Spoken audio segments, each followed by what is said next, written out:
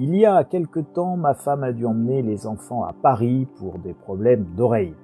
L'ORL prescrit notamment de l'amoxicilline car c'est une infection bactérienne qui ne passe pas.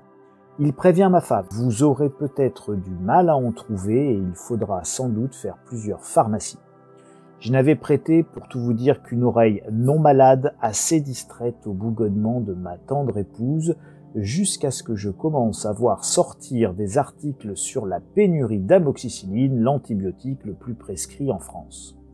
Selon l'Agence nationale de sécurité du médicament, l'antibiotique phare connaît de fortes tensions d'approvisionnement, je cite, et cette pénurie devrait durer jusqu'au mois de mars. Logique, après tout, c'est le printemps, enfin en tout cas ce sera le printemps, et tout le monde sait bien que l'on est tous beaucoup moins malades au beau jour que lors de l'hiver, surtout pour nos chères têtes blondes.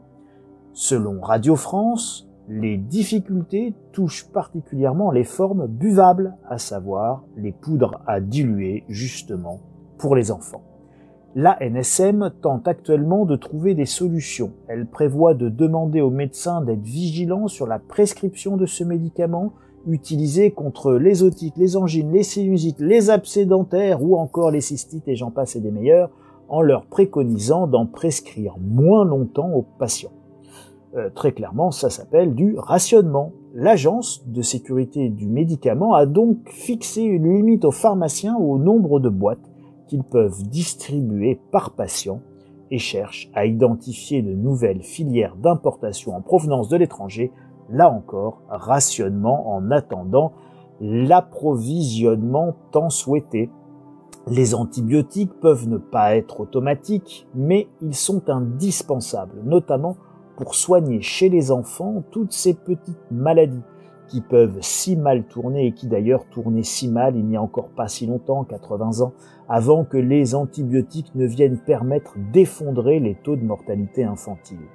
Notre pays connaît un véritable naufrage finalement sur tous les plans.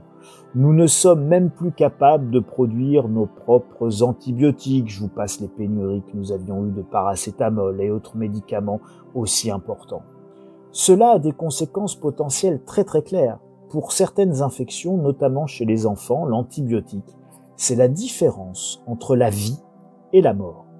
Notre pays s'effondre sous vos yeux. Tout s'effondre. Toutes les institutions, l'école, la sécurité, évidemment l'hôpital, et y compris ses urgences pédiatriques. Alors que nous avons des ressources potentielles impressionnantes, savoir, connaissance, histoire, livres, connaissances techniques, infrastructures. Finalement, la France, c'est un pays de lions, mené et dirigé par des ânes.